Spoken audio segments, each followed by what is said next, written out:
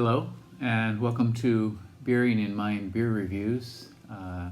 Today we're going to review a beer by a brewery that we've looked at quite a bit in the past, and that is Kizakura, which is in the south part of Kyoto, which is called Fushimi. And Kizakura is has been a sake brewer for many years, and they branched out into craft beer quite a while ago with very limited success and limited quality. Recently they have expanded, and I assume they've got different brewing staff. Their beers, they're putting out more interesting kinds of beers, and the quality is certainly a bit higher. Today the beer we're going to look at is a very limited one. It's called Kizakura Camphor Pale Ale. And immediately, the immediate impression you might think is that it has camphor in it, which would be a very unusual ingredient. It is used, of course, in some foods, in medicines definitely, but no, and I'll explain what the camphor is about in a minute here. This beer has only one rating on Rate Beer, and that has an average of 2.92 out of 5, pretty low. No percentile ratings. It doesn't have enough ratings to have percentile ratings for either all beers or for its style, which is pale ale. And it came out in July of 2019, this year, and so it hasn't been around that long, and I don't think it's very widely distributed. It's a 5% pale ale. And it says on the back that it was kind of developed in conjunction with a man named Yutaka Takano, who is a master sommelier, which of course is a wine expert. And so I'm assuming he had a hand in the recipe for this beer, but I'm not sure exactly. Now the camphor point is, well, here it says they use 10% barley from Saga Prefecture, and a very little bit of checking, and I found that the camphor flower is the official flower of Saga Prefecture, and the camphor tree is also the official tree of that prefecture too. Saga is in the very far south of Japan on the island of Kyushu. It's a very small prefecture, maybe one of the smallest. And I saw on another man's blog that apparently they had made a beer with 100% of Nijo barley from Saga in the past. I don't recall ever seeing that, but he was wondering why they would go from 100% barley down to 10%.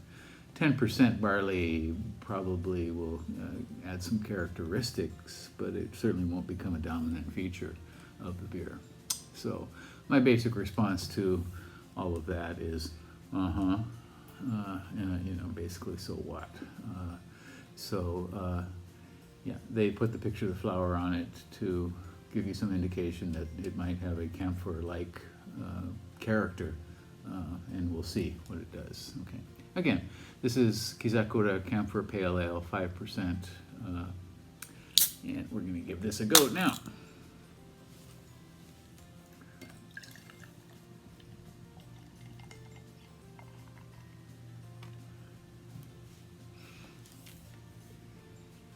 Okay, it is a kind of medium dark gold color with a sort of fluffy, sudsy sort of head.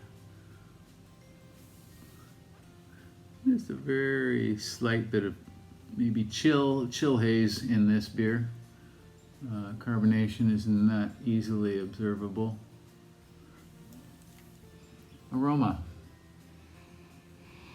kind of spicy, a bit perfumey even.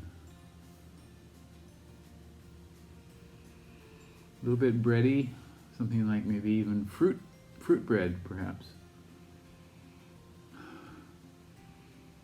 And let's try the flavor now.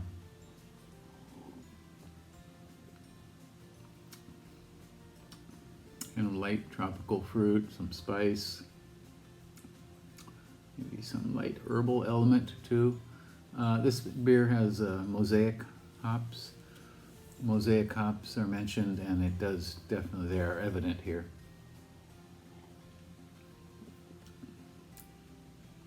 A little bit of rough spots in it.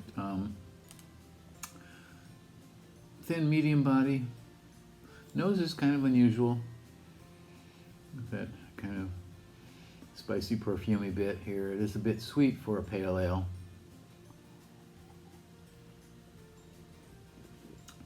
Maybe a bit too sweet, actually.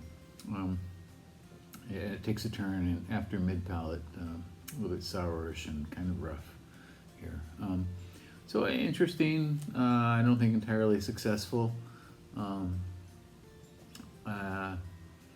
You know, the barley may have something to do with this unusual flavor, but I do not know. I was not aware of Nijo barley at all as a thing.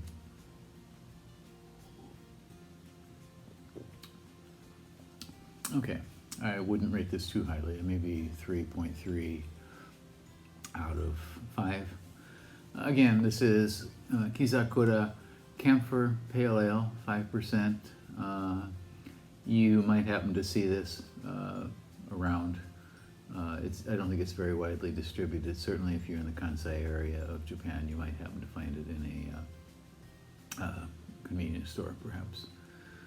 Okay, and well, that's it for today. Thank you for watching. I hope you leave a comment, let me know what you think, and I hope you will subscribe to the channel if you would like to learn more about Japanese beers. Thank you again. Bye-bye.